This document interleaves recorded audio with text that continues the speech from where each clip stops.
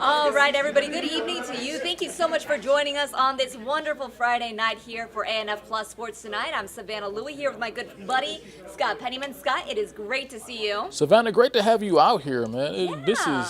This is great to have some new blood to go after. No, I'm joking. It's Oh my gosh, we're just starting. I'm about to walk out. no, we're pretty laid back here on sports tonight. So we're just gonna get in some. We're just gonna discuss a little bit of sports, man. That's what we do. That's what we do. Well, hey, I'm glad I could be here specifically Thank for you. tonight. Yeah. Because I don't know if you know this, but I'm a big basketball girl. You know that? I didn't know that. Really, I would have thought.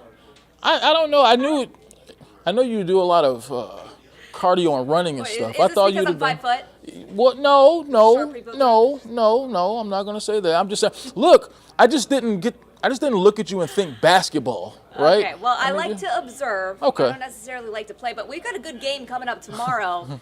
Atlanta Hawks, Celtics, game 1. I'm excited. I know a lot of people maybe not having too much faith right now in the Hawks for this playoff game here, but what are you thinking? Look, I'm thinking. Look, game 1. If that play-in game that the Hawks played was any indication to what they could be this playoffs, they can make this series a lot more interesting than what people think. I mean, look, the entire season the Hawks were up and down, right? I mean, right around 500 with everything. They were, their record was around 500. Everything they did the entire season was right around 500. So there was really no indication that you got that this team would be able to make any sort of push in the playoffs. But I think the play-in game the other night against the Miami Heat was encouraging because what we saw was a team full of talented players. We knew the Hawks had a lot of talent. We've known that the entire season. This Hawks team, from man to man, up and down the roster, is one of the more talented teams in the Eastern Conference. So we knew this team was talented, but the entire season they hadn't played up to it. So I think what we saw in the play-in game in Miami, which kind of surprised me as well as pretty much anybody who's watched or covered the Hawks the entire season, what you got out of them in that play-in game was just cohesiveness. They played with a sense of urgency that they hadn't played with the entire season. So if that Hawks team shows up in the series against the Celtics, it might be a little more interesting than I think some people are giving it credit for. Do I think they're going to win the series against the Celtics? Absolutely not. What? Scott, you had me for a minute. You're such an optimist here. I thought you were really going to take them to, what is this, best out of 7? I thought you were going to have them in like win 4 the games series or something. Yeah, easily. No. You sounded so excited there. Well, look, that's part of what you have to do, right? I mean, you have to. I don't want people tuning in just thinking I'm Mr. Negative all the time. I mean, of course not. I mean, of course I gave them an opportunity to be competitive in the series, right? But do I give them an opportunity to win the series? That's the question. I just from where we're at right now, from just kind of where I don't think they can win the series, right? I don't think they can win the series. But I think they can be competitive in the series. I think if they play the way they did against the Miami Heat in the play-in game, I think it has the possibility to go 6 or 7 games. Wow. Hey, if there's one thing I like more than basketball and sports, it's anything with any sort of drama. Big Real Housewives fan here. So if you're talking about 7 games, I'm here for the drama all the way. I'll take that. Look, and that's what the NBA loves, right? They love these series being competitive. They love these series being able to go 6 or 7 games. And once again, if Trae Young, look, he played with a fire the other night, and Trae Young is the head of the snake. When Trae Young is playing like a superstar, he has superstar type abilities. Nobody's questioning that. Trae Young, from a pure basketball standpoint, is box office. Trae Young is one of the most talented players in the NBA. That's never been a question. The question has been how Trae is going to, the sort of emotion that he brings on a nightly basis, and can he lead this team? Can he galvanize the others around him to be able to play better, to be able to be more inspired? And if you just watched the Miami Heat game the other day, yeah, you'll say that he can do that. When you see Clint Capella grabbing 21 rebounds, when you see other guys getting into it, guys hitting shots around Trae, he made the team better the other night. Make no mistake about it. So if that Trae Young shows up in the 7-game series against the Celtics, watch out. Again, I don't think they're going to win the series, but I think it could be a very competitive, interesting series if that Trae Young shows up, if that DeJounte Murray shows up, and the entire Hawks team shows up for 6 or 7 games. They can extend this thing out, no question about it. All right, love that. We got to move on here, though, to another story. Cool. We're going to Dallas for this one, and this story's been huge all over the sports world. You're laughing here. I already know. You know exactly what I'm talking about. But Dallas Mavericks getting a huge, $750,000 fine for something that actually happened last week. Let's talk about this. Yeah. Well, so the Mavericks thought it was a good idea when they're in the playoff race, right? I mean, the Mavericks were still fighting for a play-in spot. Yeah. And I think they just didn't really feel good about their chances if they even make the playoffs. So they sat down all kind of starters, Kyrie Irving, Tim Hardaway Jr. They sat these guys for their game on April 7th, and that loss basically put them out of the play-in race, right? So, and this is something that the NBA has been battling the entire season. It's called load management, right? When basically teams will rest players for games throughout the season, trying to get guys a little bit extra rest. Except the NBA didn't like this one because at this time it came with, it really affected the play-in tournament seedings. It really affected who was going to make the play-in tournament. And it sort of bites into the integrity of the game. So I can totally understand why the NBA reacted with the fine the way they did. I mean, $750,000 is not going to break an NBA team. Let's be real, right? I mean, Mark Cuban is worth like $5 or $6 billion maybe, so it's not going to break him. But it sends a message. It sends a message that the fans matter, first of all, because we've talked about with load management, fans show up to these games paying $100, $200, $300, if not thousands, for courtside seats to be able to see their favorite players play. And then you show up to the arena and then half the damn team is sitting. It's not fun for anybody. It's not fun for anybody who's involved. The fans get cheated out of their money. And remember, that's what makes the NBA run is the fans, right? If the fans stop coming to games, if the fans stop watching games, then there will be no NBA. So they have to do whatever they have to do to protect the integrity of the game and still let people be able to see the superstars that they pay good money to show up and see. And that's the reason for this fine. Yeah, no, I totally get it. And I think it's really interesting. You even pointed out, it's not like it's just Dallas who's done this. No. This is something that we're seeing team after team after team actually put into practice. It's now just that Dallas is getting held responsible for some of their actions here. So I like that take on that. And they probably feel like they're being singled out too, right? I mean, because a lot of teams, they don't regularly fine teams for being for load management, and the Mavericks are being slapped with almost $1 million, with three-quarters of $1 million fine here. So yeah, I mean, the Mavericks probably feel targeted here because but I think it's more about the timing. It's when they sat the guys. It affected the play-in tournament. It affected who made the play-in tournament. Therefore, it affects the integrity of the game. And you can't have that. I mean, if at any point fans tune into a game and they start thinking what they're watching is like the WWE, like it's like a wrestling or like it's planned or choreographed or anything like that, that really affects the integrity of the game. So you can't have that. So I totally understand why they decided to fine the Mavericks $750,000. And look, like I say, Mark Cuban's not going to the poorhouse from paying $750,000, right? He probably got that in his back pocket. But I mean, like it was worth it, to be honest. Yeah, I mean, I guess at the end of the day, look, another element here.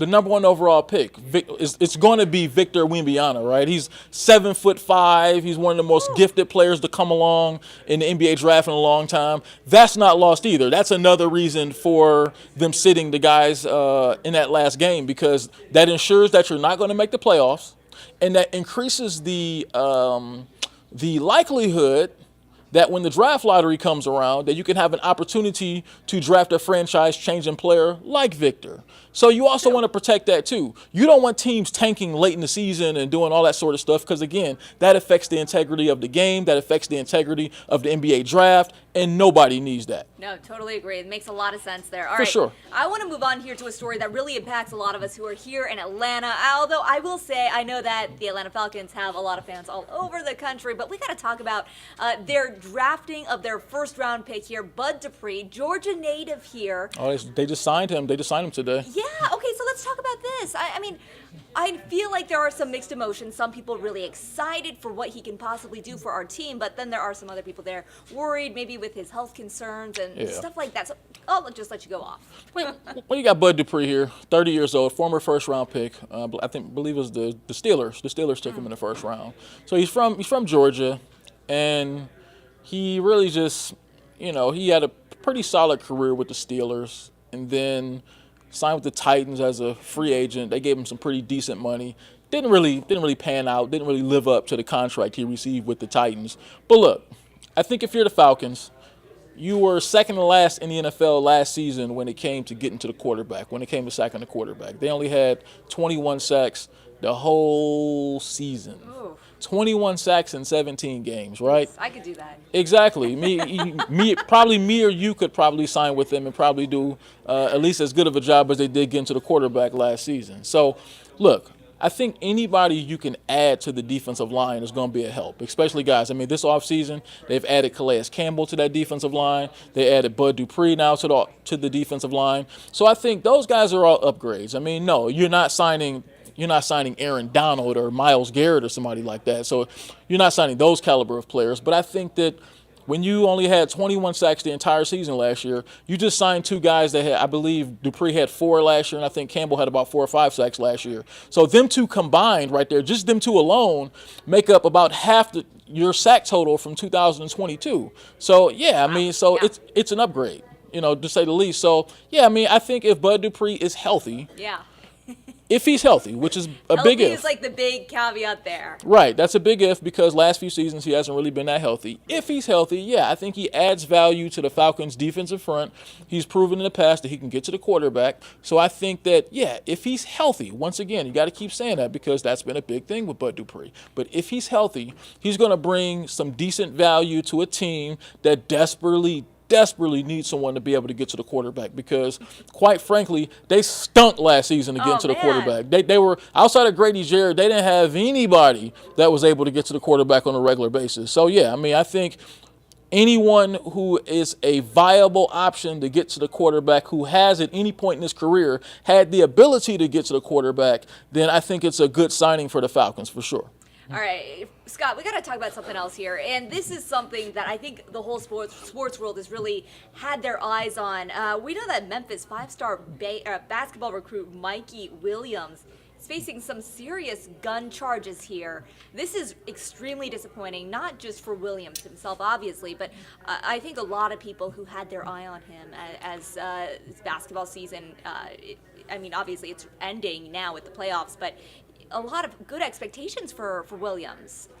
Yeah, I mean, we've been hearing about Mikey Williams for like 4 or 5 years now. He was like a 7th or 8th grade phenom. Now next season he's supposed to be going to Memphis playing basketball. He's one of the top basketball recruits in the country. He's been one of the top high school players in the country. And so I think to hear of something like this, to hear of him getting gun charges and everything, it's like you just kind of look at the situation and you go, Mikey, what are you doing, man? I mean, who are the people around a young man like this that they're supposed to keep him protected? Look, I'm in no way taking the responsibility off Mikey Williams' shoulders, right? I mean, he's a young man. He understands what he's doing. I think most of us understand what we're doing when we're in our teenage years, although a lot of us do stupid things in our teenage years or did stupid things in our teenage years. I totally understand that aspect of it, but with a player like that, with a player with the potential of Mikey Williams, maybe the potential to play pro basketball one day, you have to wonder about the people around him. And does he have any good, strong role models, strong people around him that is going to look at him in the situation and go, Mikey, what are you doing, man? I mean, everything is right there in front of you. Your whole life, your whole career, everything that you worked hard to get to this moment for is right there in front of you. But because you want to be hard and have guns on the street, just because you want to pretend to be something that maybe you're not, you run the risk of throwing that right down the drain. I mean, it doesn't make any sense, man. I mean, so I just hope he has the right people around him that can maybe, look, let's hope he gets through this situation fine. Let's hope this doesn't derail his career. And then I hope he has the kind of people around him that can sit him down, put their arm around him, some strong role models that can go, look, this is not the way to go, man. This is not, you have too much to lose. Maybe the people around you, maybe the people who you hang around don't have as much to lose as you do, but you have a lot to lose. You have a lot more to lose than them. So if there was any individuals around you that maybe sort of coerced you or more to peer pressure, maybe peer pressured you into this situation, they got to go. They got to go. You have to get those people from around you because they don't have as much to lose as you do. Scott, that was really, I got goosebumps and chills up here. I feel like you need to give him a call. I mean, it's just really, I've seen it time and time again. Look, I grew up in the inner city myself. I grew up in some bad neighborhoods myself. I saw a lot of guys come up that probably you could have seen on television one day. I grew up in a town called East Cleveland, Ohio, which is really, really bad, high crime area. And there's a lot of guys that grew up there that had all kind of hoop dreams and had the ability to be able to be on the national stage one day, but things like this derailed them, whether it was guns, whether it was drugs, whether it was any kind of other crime. Those things can derail you because people around you don't have the things, they don't have as much to lose as you do. So I think if you're a young man like that in that situation, I just hope that he has the right people around him to just, because when you're a great basketball player, when you're a great athlete like that, there's going to be a lot of people around you that are going to tell you what you want to hear. Right. Just because they want to stay on the gravy train because they don't know where this is headed. They think this guy's going to be rich one day. He's going to be a professional basketball player. So there's so many people around you that will tell you what you want to hear instead of what you need to hear. What a young man like Mikey Williams needs around him is people that are going to tell him what he needs to hear. And what he needs to know is any of those individuals, whether it's just you or whoever, that are sort of coercing you into whatever lifestyle you think you want to lead, those people need to go, man, because it's not worth it. Because I guarantee you, if your basketball career falls apart tomorrow, those same people are not going to be around you. All those hangers-on, they will not be around you. Trust me. Basketball is your key to getting to where you want to go, and you, for lack of a better term, they got to protect the bag, which isn't necessarily money in this situation. Yeah. Well, it is money, but it's also your future. It's also everything that you've worked so hard for to get up to this point. And it's just so ridiculous because one thing like this can derail you. Let's hope this doesn't derail him, but something like this can derail you, and it's a shame. Well, let's hope he can get it together. Scott, amazing words there. Thank you. I want to wrap things up, though, with one final question here. Let me just ask you, Scott, what's on your mind? What's on my mind is the great job you did hosting the show today. So that's what I want to say. Thank you for stepping in there today. The pinch hit, for lack of a better term, and I thought you did an awesome job. You can keep going. We can stretch the show if you're going to talk. Yeah, about man, it was really longer, but it was really awesome. You stepped in today, pinch hit for us, and you really stepped up big. And it reminds me of some of the great fill-in performances in sports history, for sure. Absolutely. I will accept that. Scott, thank you. And thank you for letting me be a part of the show. It was Absolutely. fun. I love talking sports with you. I feel like I got to know you in a different level also, so that's been really cool too. Thank you. And I hope to hopefully do it again. Don't be a stranger around these Sports Tonight parts. We definitely want to see you back in here again for sure. You definitely know what you're talking about. Yeah, right. Thank you, Scott. Thank you guys all at home for watching. We'll see you back here Monday evening. Until then, y'all have a great rest of your evening.